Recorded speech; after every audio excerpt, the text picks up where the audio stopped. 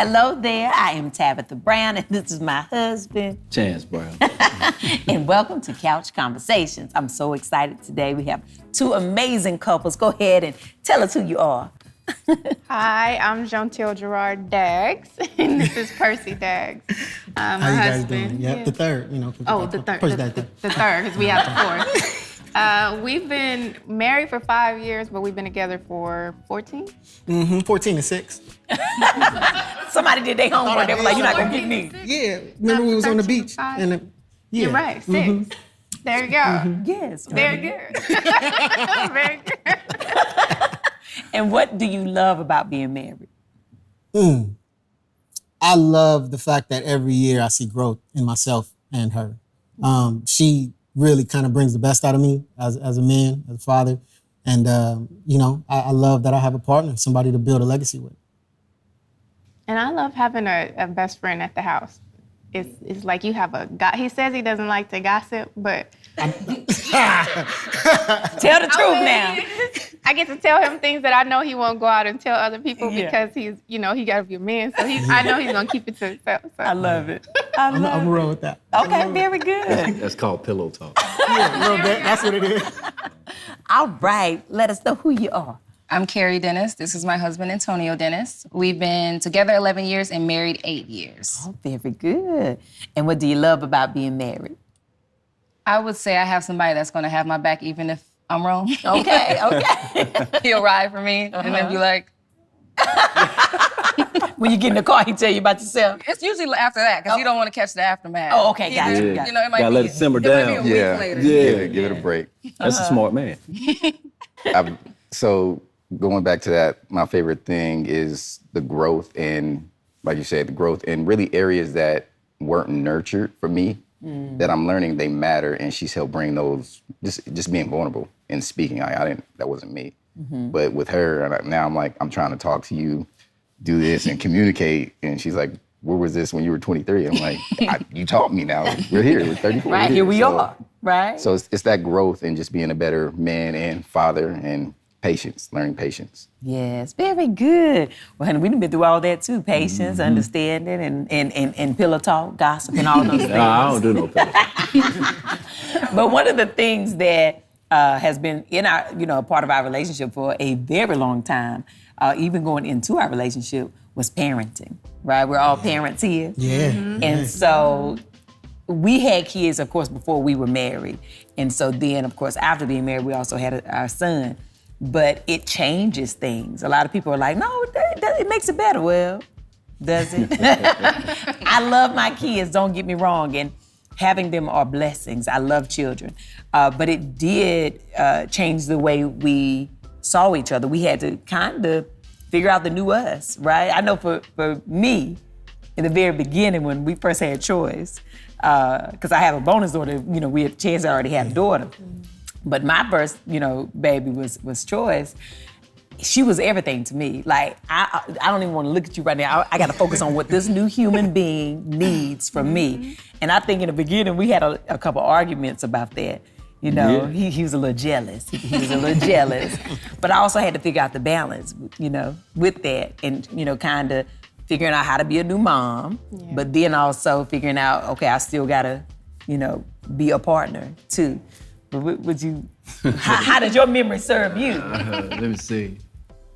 So you said it, and you trying to make it sound all that. No, I'm just saying. I'm gonna give it. I want to tell you. You was jealous. Nah, yeah, I was. Hey, Eric, that goes without being said. When you go from being number one in somebody's life to number two, yeah. Even even as an adult, a young adult, that was hard.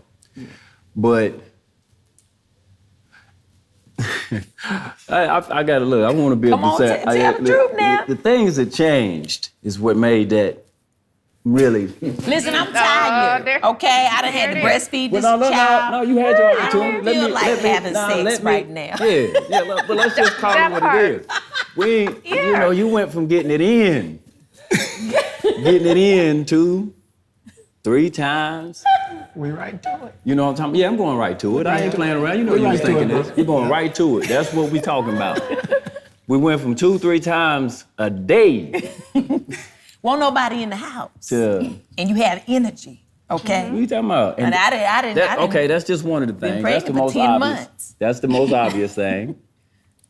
Then, when you do get it in, you go from being loud and you go to doing this whisper thing. This,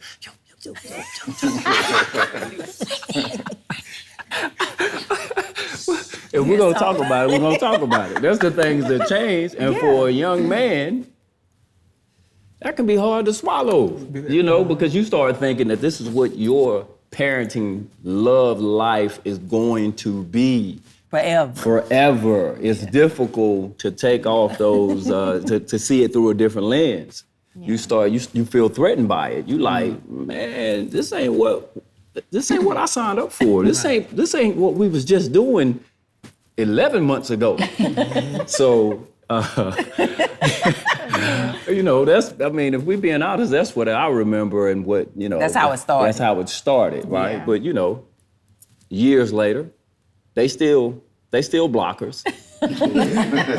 You know. In their own way. And I love them, but you know, we became very tactful. We know how to, how to move. We're very talented, okay? You know how to creative, okay, yeah. You So have to. so I had to change. You know what I mean? So something else that had to change. I didn't know how to communicate then. Yeah. Going back to what my man was saying here, I didn't know how to communicate. All my anger came out in other ways. Just frustrated and mad, you know? Yeah, you know, but yeah. And then I'm mad because I feel like he should understand, right? Which was a problem that I had to understand. It was the first time for all of us because, you know, with his first child, he wasn't, able to be there and live with the child. And so it was the first time for all of us. So we all going through it at the same time. So, but that's us, okay? To break the ice for everybody. Hey, so I shattered it for you. Yeah, you did. So I don't want none of this. Because listen, though, man, we had one and then we had another one 10 years later. They done had 4 in 5 years. So that's the interesting thing that you said, right? And so for us, by the time our oldest was 3 months old, I was pregnant again. So we never really had an issue getting right back to it. We kind of got like F them kids energy when it comes to that. Like, our daughter has knocked on the door and is like, I can't see your eyeballs. I'm like, if you open this door, that's 15 years of counseling for you all time. Because I'm not gonna know what to tell you. Yeah. But like that's one thing that actually didn't change for us was sex. It didn't. And so 3 months in, I had a 3-month-old, and I'm like, I'm pregnant. And he's like, oh, joy. I'm not trying to do this. I mean, things changed for me in a big way because she had a pregnancy sickness called HG. So it went from, all the time, and like I said, 23 playing football, in shape, all the time, to I'm making sure you don't faint. I'm rushing home from work and making sure you're good. So I became like super provider, and that just went to the back of my mind. And then when she wasn't pregnant, it was really her, because I was like, are you sure? The doctor said, give it some time. And we never made it 6 weeks. No, I'm okay. And then I'm pregnant. I'm like, oh, here we go, let's do it again. Yeah, that was the thing. My pregnancies were what was tough. So once the kids were born, we were good. Yeah. But when I'm pregnant, I'm fainting constantly. I cannot stay conscious. He has to watch me. It's like this whole Throughout your pregnancy. Yeah, all of them except for my son. He caused me another issue. He made my back go out. That was a whole other thing. I was on the wheelchair crutches. It was a mess. Everything. But with all of my daughters, I had hyperemesis gravidarum, which is like extremely violent vomiting. But like the entire pregnancy, like I couldn't drink water, or I would be in the ER. And so that was really hard because I was depressed. I was isolated in this room. I couldn't take care of myself, which felt like an attack, like to be so dependent. And then every time this would happen, we had other children in the house. So now he's trying to keep me alive, essentially, and then also parent these other children. So you grew a lot then. You changed a lot as a result. Yeah, it went from, like I said, 23, going to the gym at 2 a.m. with my buddy playing basketball and lifting weights just all night, to, hey, I got 3 babies. I'm trying to do online grad school, and I'm trying to make sure she has food. And we were in Houston at the time, so the 3rd baby was in the middle of Hurricane Harvey, and they're shutting everything down. Oh, wow. So it's like... So I just want to say thank you for making me look real bad.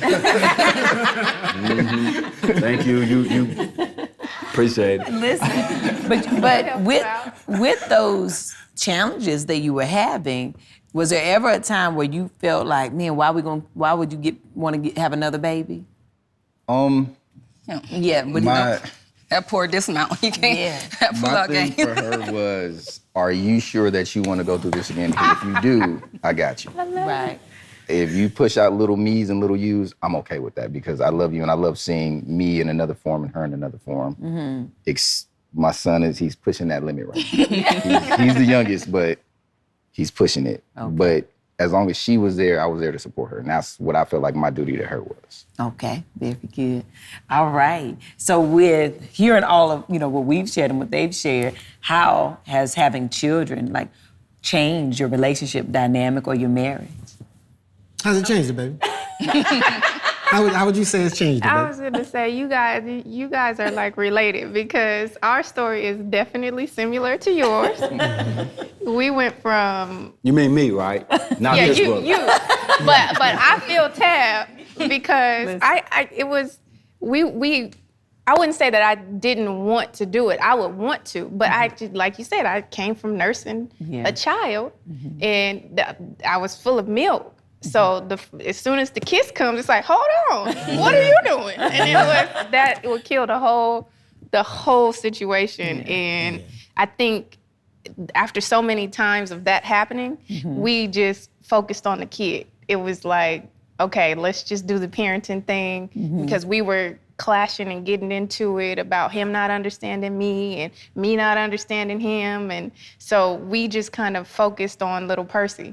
And, but we did have him before we got married. We did. We had him before we got married. So we were working towards marriage, then we got pregnant, and then here comes little Percy, and the focus was, no longer us. It became, let's focus on the kid. We're good at that. We don't argue when we do that. We agree on everything when it comes to him. So we would do that. It was just all about him, all about parenting. And he made a joke the other day where it was like, okay, well, you're good at picking up Legos, but what's this under the rug? Yeah. What's this under the rug? Because we realized as time went by that we needed to get back to us so we could move forward. And so Yeah, she said, you're a great dad. You're great at picking up Legos, but it's a little insecurity, a little jealousy under this rug down here. It's a little drinking under this rug down here. Ain't no ring or no money under this rug down here. And to backtrack a little bit, like Chance said, we were healthy. We're talking about a healthy relationship. We had a healthy relationship. You understand me? If one thing, it was like that industrial glue. Not no kids' school Elmer's glue. If things was rough, that wasn't a problem. Right. And to not have that, little Percy, well, part of what caused me to fall in love with her was the idea of family. What kind of parent, what kind of mother I knew she would be. And so when Percy came, he definitely became the centerpiece. He became the focus of everything. And, that caused us to kind of not deal with some of the things that we had been dealing with before Percy got here. You know what I mean? And my mindset kind of made it difficult, I think, on that journey. Because, my mindset as far as getting married was, I admired my grandparents' 50-year, 5-decade marriage. And between my mom and my aunts and my uncles in the community, I was, all of the weddings, I was, first team all ring bearer. You know what I mean? I was, consecutive weddings, no drops before the age of 5. Like that was the dream. You know what I'm saying? So with that being a dream, it's something I always wanted, but for everyone that I saw successful, I saw 2 or 3 fail. So I always kind of felt like I only wanted to do that one time. Right. So on the journey to having kids, every year, something happens, adversity, obstacle, hurdle, that's enough for me to go, well, we ain't ready yet. Family, relationships, dealing with things got to be all the way right. So year after year, it got to that point when I got close, every year I get close, I would come back, and then we had a little Percy. So now it's like, I can focus even less on whether or not I'm marry you, because right now we get to be parents, we get to do this, and that'll come. And then, so even the intimacy part became secondary. So after you had one, right, and then you had another one, did you feel like, oh, we are pro at it, or did new things arise? when Nia came, I think we felt like pros, and then we realized that we weren't. Because she was a totally different kid. Because every child is different. Every child is Every different. child is different. And Every child is different. Yeah, Every Percy child was on is the different. freeway seeing signs. He dang near 9 months, 10 months old. He like, oh, they sell tacos over there. Like, how you know they He sell was tacos? taking his own showers, He brushing taking his own showers? teeth by the time he was 2, and he was doing his own thing. Nia, on the other hand, it was different. She was, I mean, yeah. And we had to find balance. But when it came to us the second time around, we were married, and we made sure that we focused on each other. So somehow, I don't even know why or how that happened, but we figured out a way to connect to each other. Maybe because we didn't want to disconnect the way that we did the first time. Like we just became parents. We weren't a couple, you know. So that makes me, so with our first, with Choyce, with arguments, Choyce seen it all. Yeah. It was no like, hey, wait, because the baby here. It was none of that. Kids don't need to be seeing this. It was The none oldest of that. one seemed like It they was like- see the worst of it all. It was, you know, and, it was bad, you know. Yeah. But with Quest, you know, it'll be a whole argument amongst the eyes. Right. You know, it'll be one of those. Wait till we get to the house. You know how when you get in trouble when you was a You kid know, and your mama it'll be like, be- wait till we get home. It'll be It's one that of eye. those, like, you know, she'll be telling me she don't agree with something I did to him, and I'm telling her that's my son, you know. And you don't hear nothing. He a boy, he needs this from his daddy. You don't hear none of that, right? But then because I think we grew as parents and are very mindful of I don't know if wrong is the right word to use, but things that I regret my daughter seeing. She may not feel the same way because, you know, with parenting, you don't always have to be on the same page, but just be respectful of each other's point of view. I've learned that over the years. Right. But I've learned to be respectful of her views and her takes and understand that I don't necessarily have to be in agreement through my kids. You know, she might be like, I wouldn't have said that to her, or I wouldn't have did it like that, or whatever. And in the early stages, I was like, so? Right. Man, these kids got to learn, you know, you know. And with him, I'm more so like, after seeing some of the, you know, the outcome, you know, he's like, all right, I ain't gonna take that approach. And one of those things is being vocal in that argument and being able to practice a little bit of patience and refrain from, even when you dead set that, man, my way is the right way, be respectful enough to not have a certain kind of argument. Now, some arguments you just can't, you know what I mean? Certain things, disagreements it's just gonna happen. It's gonna be that thing. But for the most part, you know what I mean? That's one of the things that I would say that I've learned and that has changed in the dynamics of our relationships as a result of kids. Based on that, what would you say in terms of your communication has changed? You want to take this one? So He was a mine, silent Bob for a while. mine has changed drastically over the years. It went from, I've learned how to listen and understand and accept her point of view, and also accept that I can be correct in the same situation, but how do we move forward? So, little ticks, like she's, you know, her thing is I raise my voice when I talk. She will shut down, so I've learned to not raise my voice. But also I ask her to not drop little ninja bombs in our conversation and say, hey, when you do that, that's a trigger for me. When I do this, it's a trigger for you. So we know when that happens, we either need to take a step back and come back to the conversation. And she doesn't like to go to bed mad. And then I'm like, well, I'll stay up all night, you know me. So that's changed. Okay. So in the beginning I did, and then I learned you'll lose a lot of sleep doing that. And so I don't do that no more. We can go to sleep now. And as a matter of fact, I'll sleep over here, you can sleep over there. We'll still dust it off in the morning. I may not even care anymore. That's something I learned from marriage. That is the worst advice that just is widespread, is don't go to sleep mad. Like, no, go to sleep mad. Like, just take yourself to sleep. Because sometimes you sleep on it and you're like, what were you arguing about? But I think even when he talks about his tone, like I was raised by my father. And my father told me that there was no reason for a man to raise his voice at a woman. Like, you're bigger than her, you're stronger than her. Why do you have to be louder than her? So I was shut down because I'm like, oh, my daddy said you know, men who do that they weak, they whack, you know? So that's why I was shut down. So I don't know if that was good training or not. However, that's the thing where I'm like, I'm out this conversation. And so he's kind of learned with that, but I think those little bombs, you're right, that was my way of, you know, because I can't. There were some times I'm like, if I wish I could transform into like a 6'4" man right now and we could just square up, but I can't. So you're gonna take this little bomb because that's the best I can do. Right. You know, and so I think I've also had to learn to not bring the pettiness into our conversations because, again, when you're married to somebody, we grew up together. We've been around each other since we were kids, essentially. Yeah. Even though we didn't know each other directly, but we have all the same like mutual friends and all of this stuff. So I know what to say to kind of like get under it. So it's like not using that weapon. And like to your point about when the children are around, I want to, certain arguments I let happen because I want them to also see how to get to the other side of a disagreement. So I don't want to like hide them all in the closet, but anything big I don't want to do around them because I don't want to like compromise their safety and now they're concerned like, oh, mommy and daddy, you know, because they're little, they don't really understand. But I think that's the biggest part of the growth is like knowing when to shut up. Yes, you know what you just said, and I think is very true. I think a healthy debate with parents in front of children is a good thing because for me, you know, my parents divorced when I was in ninth grade and it came out of nowhere for me because I never saw them argue.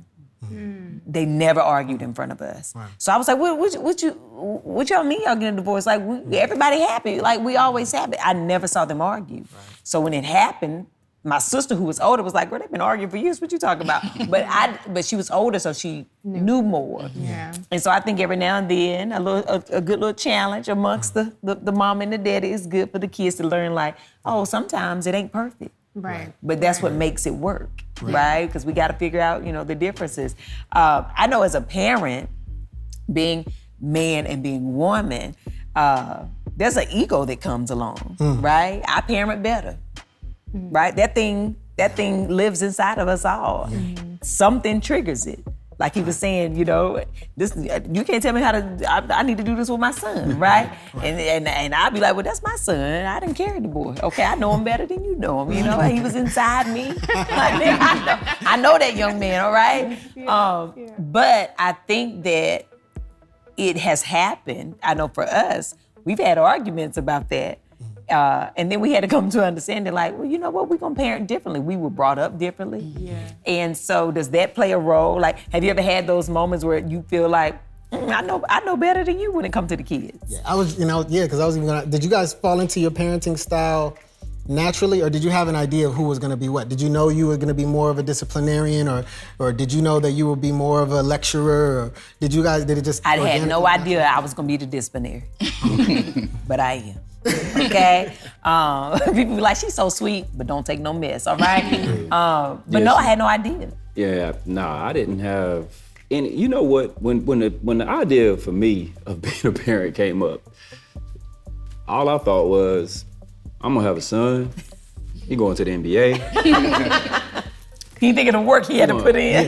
He gonna be laced in J's. He gonna be cool. He gonna get a cool haircut. That was a young mind. That was my young mind. You know what I'm saying? That boy gonna be fresh. You know, and it was little immature stuff like that. Then when my daughter came, and I remember the fear that just came over me just from driving Choyce home from the hospital. I was like, oh my God. You know, what have I done? Like, you know, and we're responsible for this all that went out the door. And as they grew, you know, it was things that, you know, my parenting style was pretty much determined by the things that I was either paranoid about or traumatized from my childhood, or I felt that led to my downfall. So it wasn't really motivated by any one thing in particular. It was just, you ain't doing this because I remember this happened to me. Right. You're not doing this, or you're going to do this because I know somebody who did this and they achieved this. You know what I mean? Right. So that's where most of my parenting style came from with my first one. Then with the second one, it was kind of like, I kind of, took on a different approach where it was more so like, because I seen that style created conflict with my partner. Right. So it's like, the first person I need to consult with is my wife. Like, hey, what do you think about this? How you feel about private school? And then you doing research, you know what I mean? But still tapping into some of my own things, you know what I mean? And that's what determined and carved my parenting style. For me, I think our parenting style naturally kind of complemented each other well. For me, my parents divorced when I was 2. I grew up with my brothers and sisters with my mom, but I requested to go live with my dad around the 8th grade. My dad was one of the only of the 3 of us who was present constantly. He was a father to my big brother before I got here, and he was a father to my sister when she needed one. He was that kind of guy. And so I went to go live with him because as a young man, I was close to my father and I wanted to learn from him. And so I developed my parenting style I always say I had the best of both worlds. The way my mom raised me and my father raised me was totally different. But I decided, and being a father was what I wanted probably the most out of life, besides being her husband. So I took the best of what my father did right, and like you said, the things that I thought maybe I could have needed or was different, and my mom, the things that worked for her, and the things that I feel like I wanted to leave out of the way I raised my own child, and I put those together, and then you naturally find out you're a little more like your mama than you thought you was, you're a little more like your daddy than you thought you was, right? You know what I mean? In some instances, but in doing that, I feel like her upbringing and her idea of what parenthood looked like, they just kind of worked. It just kind of worked pretty well. Because I know one of the things I always said that I wanted to be was a mom and a wife. Like, I know for sure if I don't know anything else in the world, like, I'm gonna be great at that. And I think that we both had pretty traditional ideas of what would happen once we had kids, once we got married. But I got sick in the hospital, and we didn't know if I was gonna make it when we had little Percy. And it was nothing like we had planned. And I had a conversation with him saying, hey, I carried him for him. I knew my son. I knew who he was. I knew everything about him. And even though he was anticipating him coming, he was more connected to me than he was to our son. And so I had a conversation with him, like, everything had to go out the door. Like, whatever we thought this was, it's not. I need you to go get up in the middle of the night and go feed him every 2 hours. I need you to, I want you to change his diapers, not the nurses, because I would have been doing that. But I need you to connect with him, because if anything happens to me, I need you to take care of this baby in a way that you thought I would. He thought I was gonna be changing the diapers, I would be waking up feeding the baby. I knew I was gonna be a part of that now. He knew he would be a part of it, but you don't know what it feels like if you're the only one doing it. Yeah. You know what I mean? And so he kind of got a taste of that because I couldn't get out of the bed. It groomed me ahead of time because, man, when I tell you, Chance, Antonio, that was the worst conversation. I've had a lot of challenging conversations with my wife, but laying in a hospital bed when she's having that, I might not make it talk. Yeah. Boy, and I'm Percy Daggs III, we're all only sons. So I wanted a son because I wanted my granddaddy's name to live on. My dad had 4 sisters. So the idea of losing my son is in the NICU, and my wife's sitting here talking to me about she might not make it. You know what I mean? So unshaven, unshowered, man, I wouldn't leave that hospital bed. And when she said that, I had to walk back and forth to that NICU for 2 weeks through Thanksgiving, just making sure he was breathing. And I got, this is Google, I got every medicine they're giving this woman, trying to figure out what all these things mean, what they are, what you put in her body, trying to keep her alive. And, but saying that to say that trained me. When he came out, she had to get him for me. I'm like, if I can nurse him, I'll nurse him. You're not doing it right.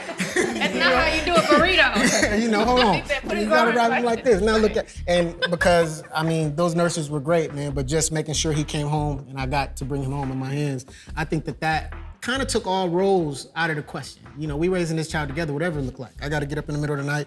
The only thing I can't do is a nursing part, and praise the Lord, you got that thing. And that's why I say that. I feel like everything happens for a reason, and my parenting style kind of just chose me from what the example that my dad said as far as being very hands-on with babies, things like that. And like I said, she was already down. So one, we had new baby that's oldest. Right. She gets pregnant again.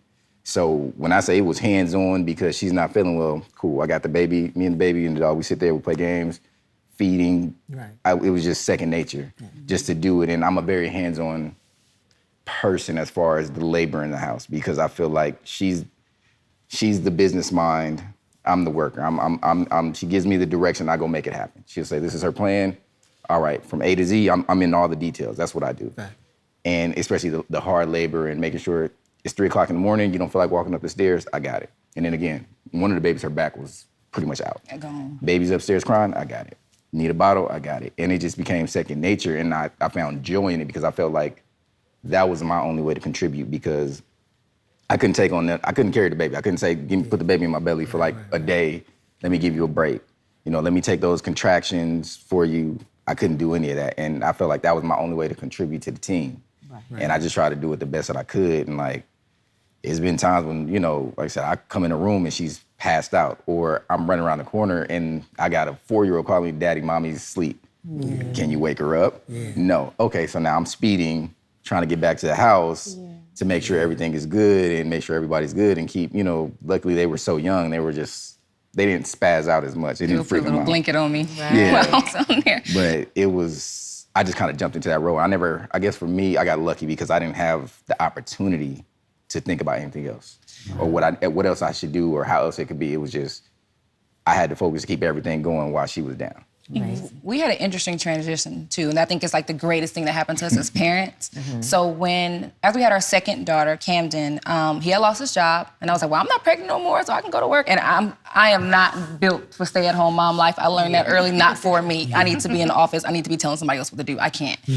And so I ended up going back to work, and my job was great. I loved being at work, and he was a stay-at-home dad for 1.5 years.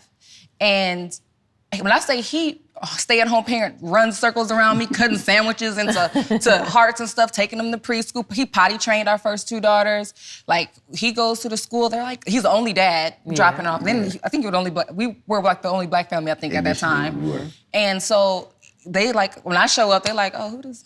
Oh, she here. Like, I think this is your mama. But he really kind of like showed out in that way. But it also helped because I understood previously why he would come home from work and need a minute. He didn't really want to be bothered. And I was like, well, I've been here with the kids. Like, but having that switch, it helped because one, I was able to understand him and what he was dealing with at home. And then we came to a compromise. We're like, okay, when you get home, take an hour, go take your bubble bath, chill. Yeah. And then we'll make that transition, and he would go play football or play the game or do whatever he needed to do, and then I would take over it. And so I think that's really helped with us kind of like sharing the responsibilities as parents because we've both been in those roles. I don't think either one of us want to go back to being a stay-at-home parent. Luckily now, we all work from home parents, but it definitely helped. Yeah. I mean, so much has been, said here, and I'm thankful that you all have shared, your stories with us. The thing I have taken away is that we're not just woman and man, husband and wife, but when you add the title of parent, we grow, we change, but we see each other for every step. And to have a partner in the journey is amazing, and to stay during the journey when we're transitioning, because it's a transition. Right. Kudos to both of you, to all of you. Thank you for sharing, and thank you. Honey, still riding with me, even though I thought and told you can't tell me how to raise these kids, okay? But thank you all so much for sharing with us. I wish blessings on your life, your children's life. And keep on going. Listen, have some more if y'all want to, but our shop is closed, okay? Very good.